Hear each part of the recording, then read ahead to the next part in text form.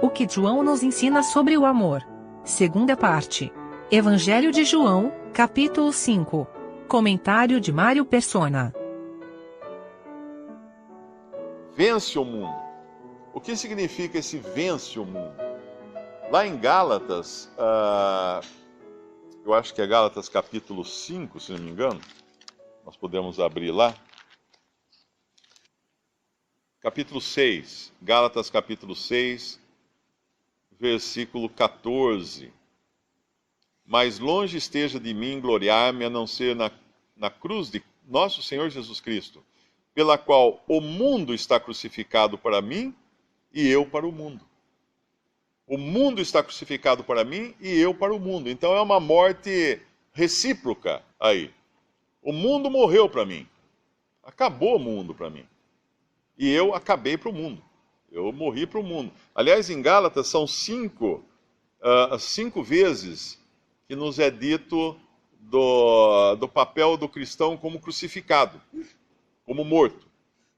Essas 5 vezes, a gente sabe que 5 na Bíblia, assim como são os 5 dedos da mão, são uma evidência de responsabilidade do homem.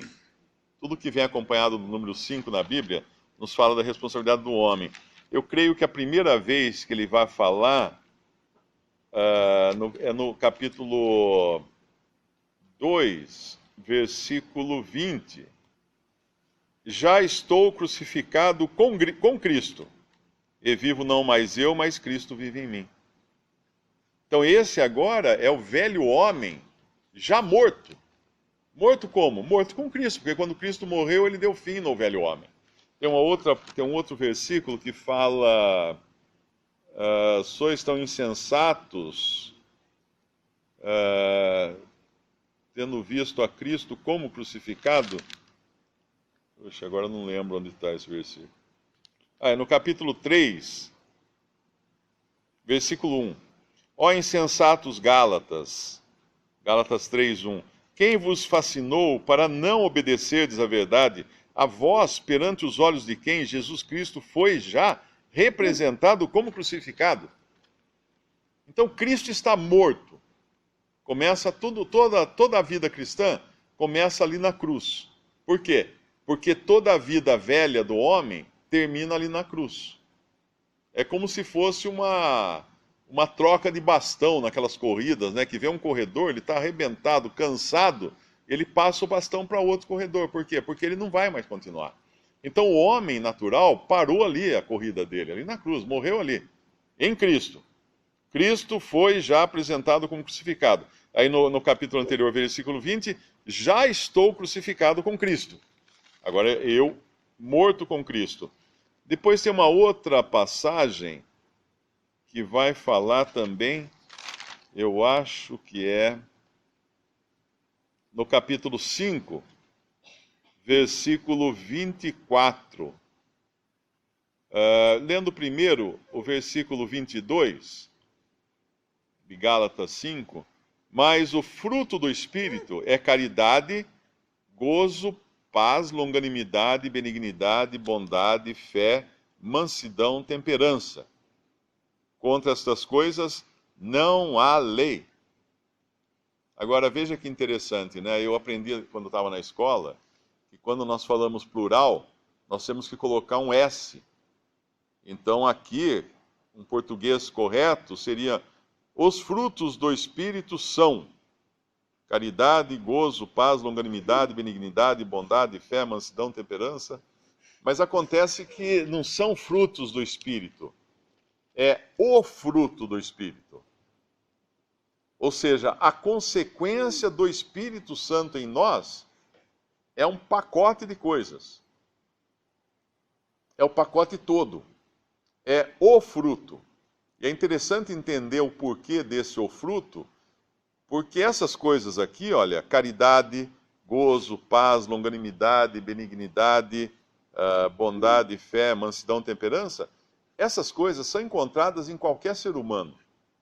Você vai encontrar um ser humano que ele é muito carinhoso, outro tem muita alegria, outro sente muita paz, outro é muito longânimo ou paciente, outro é muito benigno, outro tem muita bondade. O outro tem muita fé, ele joga na loteria toda semana, tendo fé que vai ficar rico. O outro tem mansidão, o outro tem temperança. Mas eu pergunto, é disso que ele está falando aqui?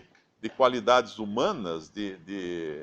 Não, ele está falando aqui do fruto do Espírito, que é uma coisa sobrenatural, não são qualidades humanas naturais do homem, do velho homem criado da linhagem de Adão. Não. Ele está falando agora da consequência da habitação do Espírito no crente. E essa consequência é o fruto. E esse fruto, ele cresce de maneira harmônica na sua... ele já está perfeito, né, em todas essas qualidades o crente já tem, porque ele tem uma nova vida nele, mas ele não expressa todas elas ao mesmo tempo, nem sempre.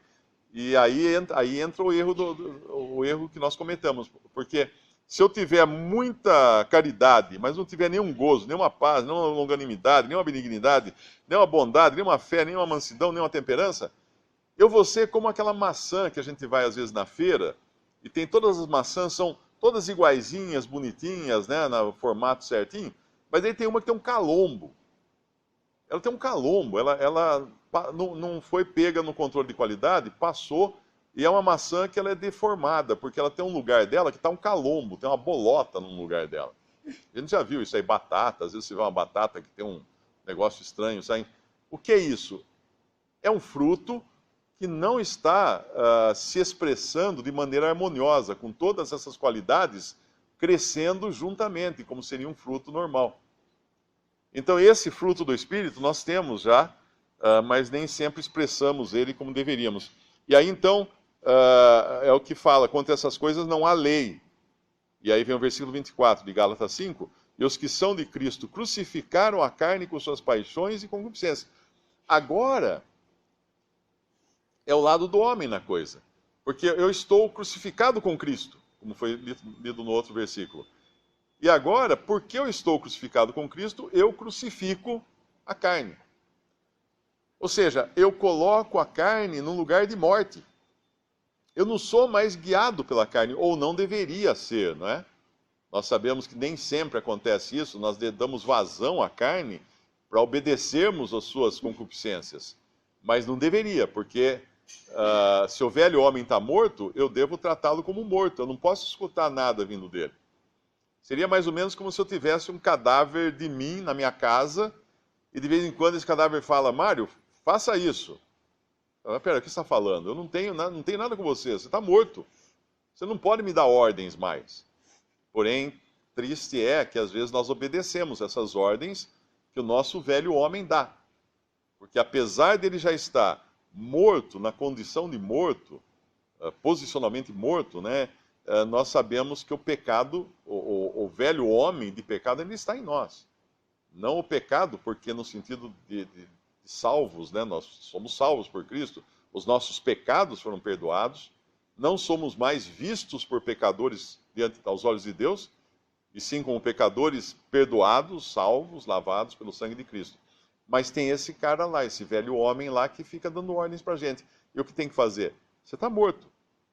Os que são de Cristo crucificaram a carne com as suas paixões. E aí a gente vai para aqueles dois últimos, no versículo 14 do capítulo 6.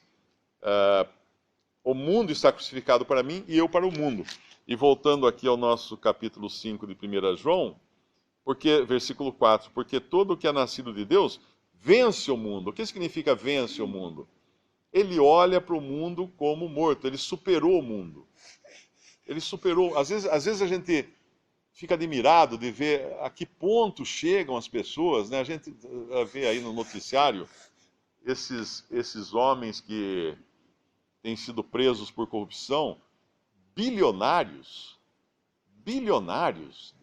quantidade de dinheiro assim que eles, em uma vida, eles não seriam capazes de gastar. E, no entanto, eles não pararam a sua cobiça. Continuaram roubando, desviando, corrompendo, sendo corrompidos. O que é isso? É simples explicar o que é isso. A única vida que eles têm é essa. A única vida que um incrédulo tem é nesse mundo. Se ele não aproveitar a vida que ele tem nesse mundo, o que vai sobrar para ele? Não vai sobrar outra. Então ele tem que se arrastar até o fim da vida e fazer o máximo que ele puder aqui, porque ele não tem esperança além daqui.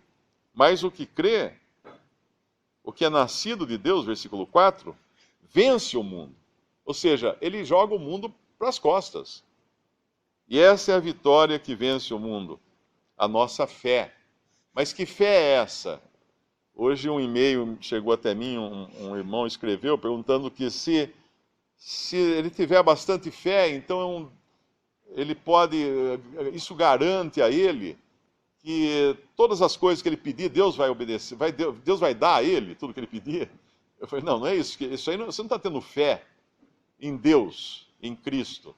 Você está tendo fé nas suas próprias vontades, como se Deus fosse uma cornucópia aí de presentes, ou uma lâmpada de Aladim que você esfrega e sai um gênio e você pede o que você quiser.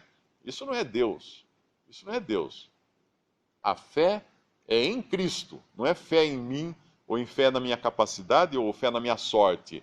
É fé em Cristo. Tanto é que esse capítulo vai terminar dizendo do versículo 14, essa é a confiança que temos nele, que se pedirmos alguma coisa segundo a sua vontade, ele nos ouve. Ah, então aqui, olha.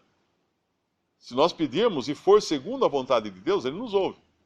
E se nós pedirmos e não for segundo a vontade de Deus, ele pode ouvir ou não, ele pode atender ou não. Por quê? Ele pode atender para ensinar a gente que da próxima vez a gente deve pedir segundo a vontade dele.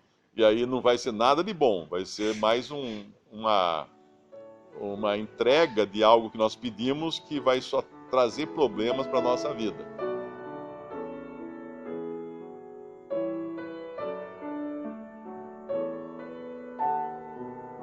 Visite Respondi.com.br. Visite também 3minutos.net.